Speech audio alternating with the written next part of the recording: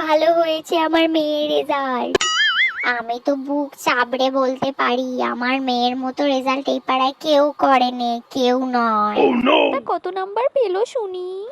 নাম্বারটা না হয় একটু কম পেয়েছে, কিন্তু নাম্বার নিয়ে আমাদের কোনো যায় আসে না। আমার মেয়ে যা রেজাল্ট করেছে সারা পাড়ায় কেন গ্রামে কেউ এত ভালো রেজাল্ট করেনি কোনোদিনও, বুঝলে? কেন গো, কি এমন পেয়েছে তোমার মেয়ে? কি পেয়েছে মানে? একটা নয়, দুটো নয়, পাঁচটা নয়, সাতটা সাবজেক্টে ব্যাগ পেয়েছে আমার মেয়ে, বুঝলে?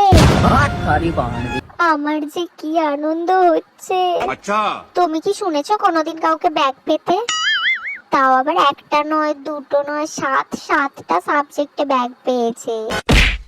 এই গ্রামে কেউ কোনোদিনও এত ভালো রেজাল্ট করেনি, এটা আমাদের গর্ব। ব্যাগগুলো কি আনতে যাবে নাকি ওরা দিয়ে যাবে বাড়িতে? 7খানা ব্যাগ তো আমার যতদূর মনে হয় ঘরে এসেই দিয়ে যাবে বাপু।